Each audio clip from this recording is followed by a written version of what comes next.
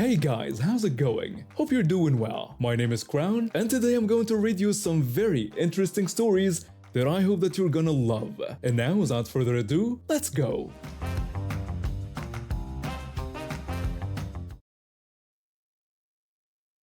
I have a 10-year-old son who is semi-ambulant and uses a wheelchair. He has a medical condition that makes walking difficult, and it's getting worse as he gets older. He can walk short distances, about 10 to 12 steps, before it becomes painful for him. At home, he uses a scoot board, like a square skateboard with caster wheels on each corner, to get around, and when we go out, he uses his wheelchair. Even though he can stand and walk briefly, he needs his chair, but that doesn't stop him from being independent. My son is social and talks to everyone. He knows all his specialists and nurses by name, even their pets' names. He's well known in our local area, and all the shop employees know him because he talks so much. His wheelchair isn't your standard hospital gray wheelchair. It's electric blue with Pokemon wheel covers, and his rain guards and armrests have animal stickers all over them.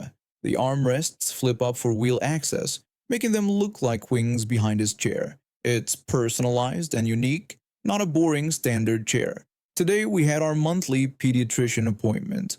We've been seeing the same pediatrician since my son was born, so he's like a family friend now. A few days ago, during a nighttime storm, a tree branch fell onto the building, breaking some windows and causing water damage. They were doing repair work, which meant our pediatrician had to use a different room, up 5 steps. Our pediatrician is a laid-back surfer type in his late 30s or early 40s with long hair. He came out to the waiting room and told my son about the room change, offering him 2 options: tackle the stairs or get a piggyback ride. My son giggled and chose the piggyback ride. After checking that it was okay with me, our pediatrician picked him up and off they went. I parked the wheelchair against the wall in the waiting room and followed them in. After the appointment, our pediatrician carried my son back out to the waiting room on his back, set him down on a chair, and went to speak with the receptionist. I looked around and noticed my son's wheelchair was gone. Walking around the corner of the waiting room, I spotted a child about 8 years old wheeling himself around in it. I wasn't upset. I know wheelchairs fascinate kids, and I believe these moments help with education and acceptance about disabilities. I walked over to him. I asked the child if he was having fun wheeling himself around. He said he was, so I told him it was my son's wheelchair and I needed it back to take my son home. The boy jumped out with a smile. I thanked him and started wheeling the chair toward my son. Everything was fine until I heard a screech behind me. The entitled mom started screaming at me, asking what I was doing, and saying that the wheelchair belonged to her son because he had been riding in it. I tried to explain that it belonged to my son, but she cut me off. She shouted that I was wrong and that her son had seen it first. At this point, my son stood up and took a few steps toward me, looking concerned. I told the woman that the wheelchair didn't belong to the practice and that I had purchased it for my son. She said I was lying and that my son didn't need a wheelchair since he could walk. She tried turning the wheelchair toward her, but I held onto the handles. I told my son to go sit back down since this wouldn't be resolved quickly. I asked the woman to stop yelling at me and said this was my son's wheelchair. I mentioned that I had hundreds of photos of him in it on my phone and showed her my evidence. She said that what she was seeing in the photos was a different chair, because this one didn't have that thing on the front of it. She pulled the chair toward her. I explained that that thing was his bicycle hand crank attachment, which let him go fast on the bike track like other kids. I showed her where it attaches. I pointed out that if she looked at the chair in the photo, she would see it had the same Pokemon wheel covers. I said this was his chair and pulled it back toward me. She kept shouting that it wasn't his chair and asked why I couldn't wait my turn. At this point, our pediatrician returned from speaking with the receptionist. The entitled mom tried to involve him, but he ignored her. He took the wheelchair from me, walked it around the woman, picked up my son, and settled him into his chair. Then he spoke to the entitled mom. Our pediatrician told her that the wheelchair belonged to his patient, not to the practice. He said she couldn't have it, and that they don't accept stealing. He said her actions that day were not acceptable behavior in the practice, and they had decided not to accept her family as patients. He told her to leave. The entitled mom started screaming at me, saying I had cost her an appointment with my lies and how unfair it was. Our pediatrician put both arms out to his sides, forming a T shape with his body, and stood between her and us. He repeated that she needed to leave and that she wouldn't be seen today or any other day. She huffed, grabbed her child's hand, and left. Our pediatrician apologized, though he handled the entitled mom well. He got a lollipop for my son and told me there would be no payment for today's visit and to just make an appointment for next month. He's an awesome doctor.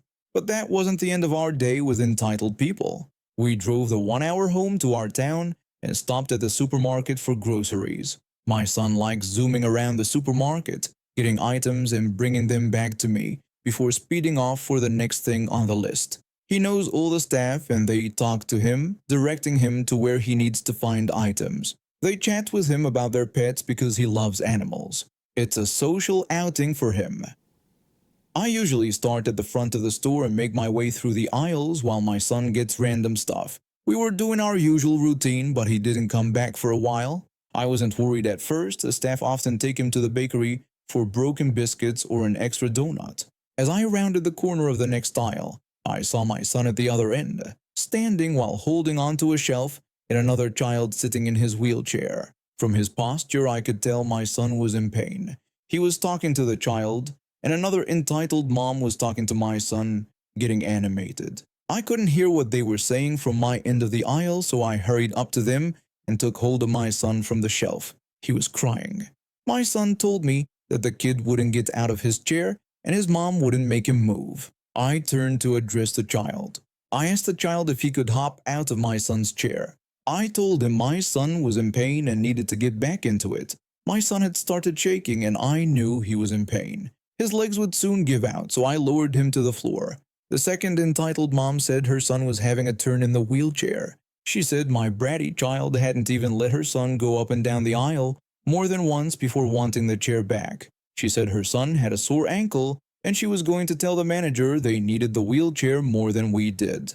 I asked her what she meant. I told her this wasn't a rental chair, it was my son's personal wheelchair.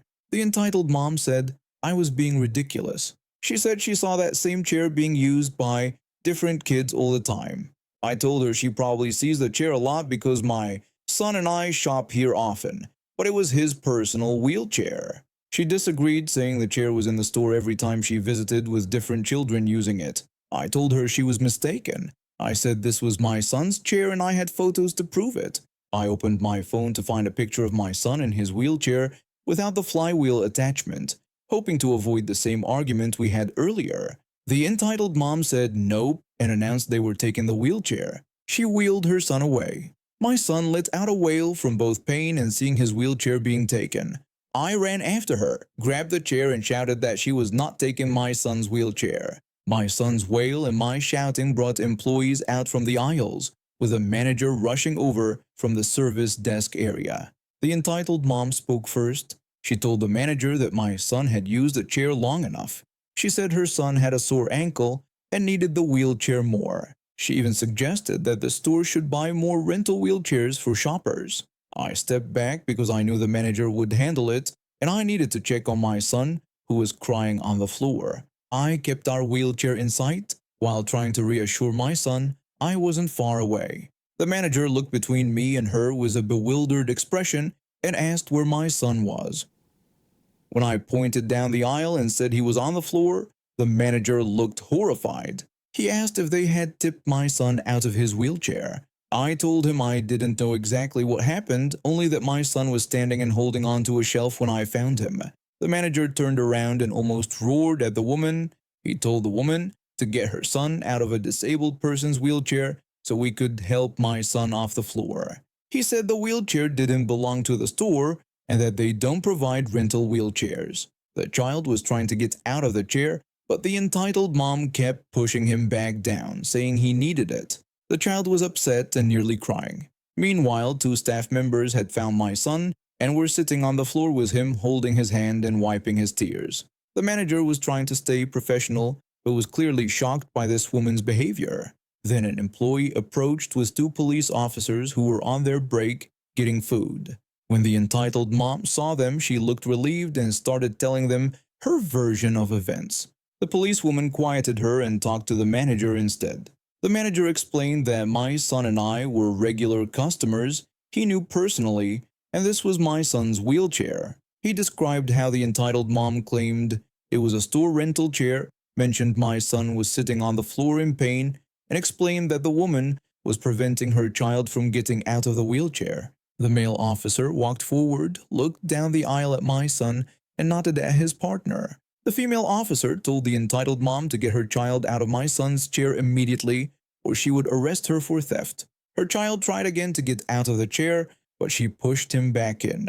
The officer pulled the wheelchair back and asked the child to hop out, which he did right away. The entitled mom wailed. The officer then turned the wheelchair around to the male officer, who walked down the aisle with it.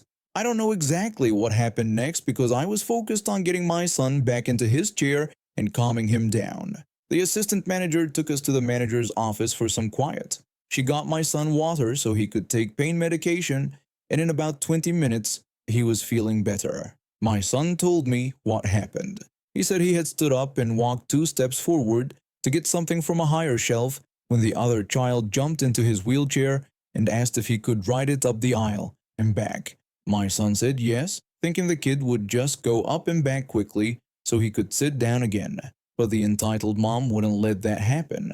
He started crying again, and I told him he was kind to the little boy and not to let an entitled mom ruin his day. After a while, the manager came into the office and told us the woman had been arrested after making a scene and trying to slap the officers. She was also banned from the store.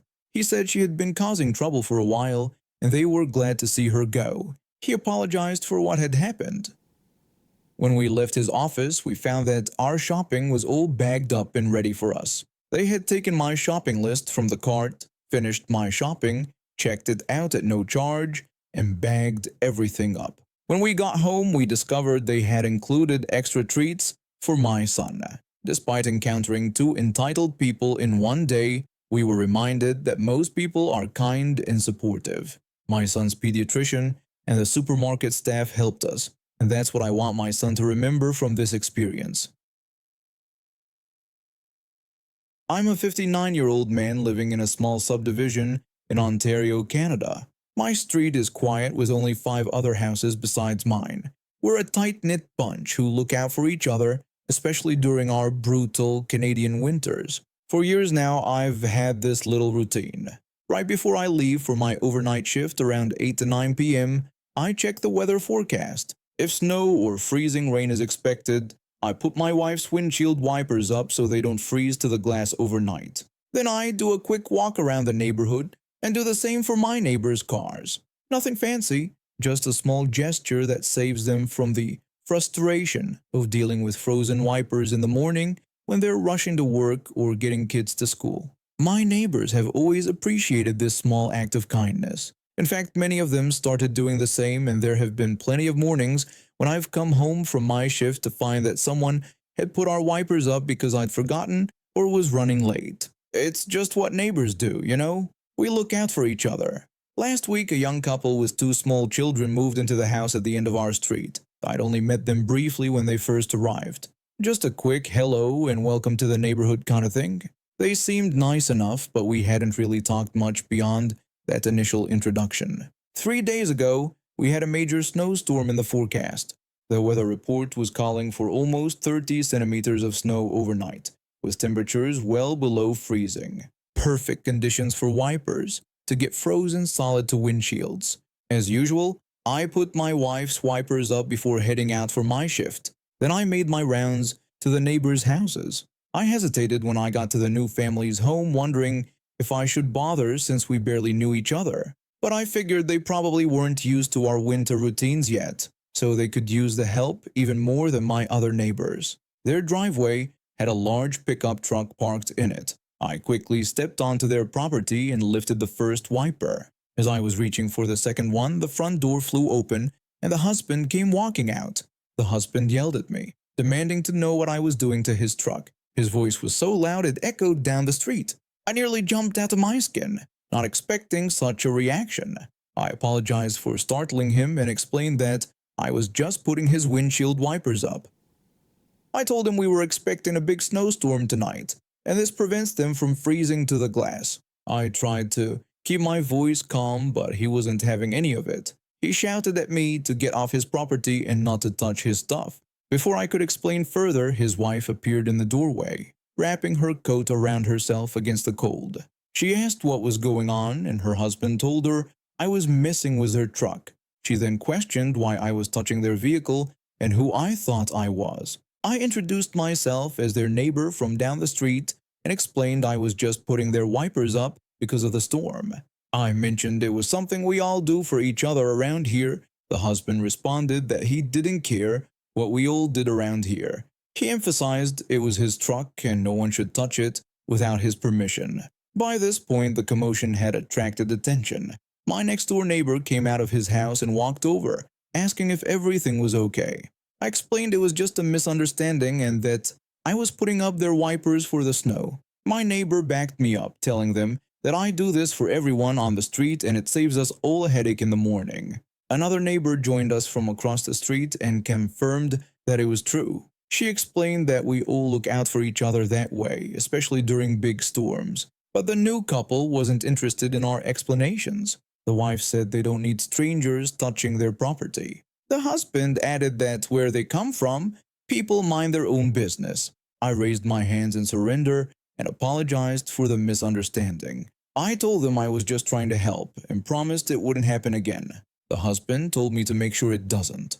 I nodded and walked away, feeling embarrassed and a bit angry at their overreaction. My neighbors gave me sympathetic looks as they returned to their homes. I went off to work, trying not to dwell on the unpleasant encounter. The snowstorm that night was even worse than predicted. By morning, we had over 35 centimeters of heavy, wet snow, and temperatures had plummeted to nearly negative 20 degrees Celsius. Everything was frozen solid. I was finishing up my overnight shift and driving home around 7:30 a.m. when I spotted the wife from the new family outside in their driveway. She was bundled up against the cold, trying to scrape ice off her truck's windshield wipers. The wipers were completely frozen to the glass, exactly the situation I'd tried to prevent. Two small children were already strapped into car seats in the back, probably getting ready for the school run. When I parked in my driveway and got out of my car, she spotted me and called over, asking if I could give her a hand because her wipers were completely stuck. I paused. After the way they'd treated me just hours earlier, she now expected me to help her? I remembered her husband telling me to get off their property and not touch their stuff. I refused to help, reminding her that I thought I was never to touch their stuff again. Her face changed from hopeful to angry, and she called me a jerk.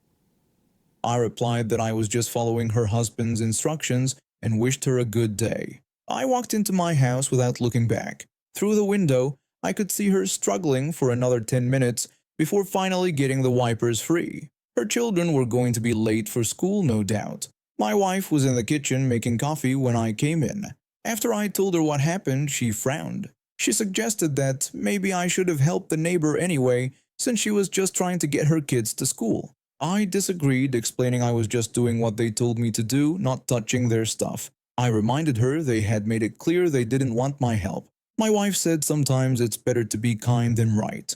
I thought about it while sipping my coffee. Maybe my wife had a point, but then again, why should I rush to help someone who had been so rude to me when I tried to do them a favor? Besides, how was I supposed to know which of their commands to follow? The "don't touch my stuff" from last night or the "please help me this morning"? Later that day, I was shoveling our driveway when I saw the husband come home. He gave me a long look but didn't say anything. I nodded and continued with my work. 2 days later, we had another snowfall forecast. I did my usual rounds before my shift, but skipped their house this time. The next morning when I returned, I noticed their wipers were up. Seems they had learned something after all. A week went by before the wife approached me as I was collecting my mail. She apologized for how they had reacted the other night. She explained they were from Arizona originally and weren't used to neighbors being so involved with each other's property. I told her it wasn't a problem, and that every neighborhood has its own culture.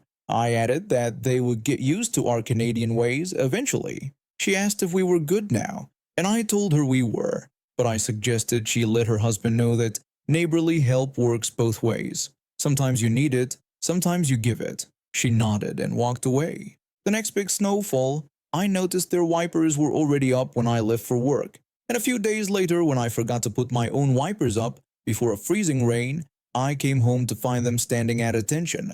Progress. It turns out even entitled people can learn. It takes a frozen windshield or two to get the message across. And now we have reached the end of today's stories. Thank you for watching, and see you next time.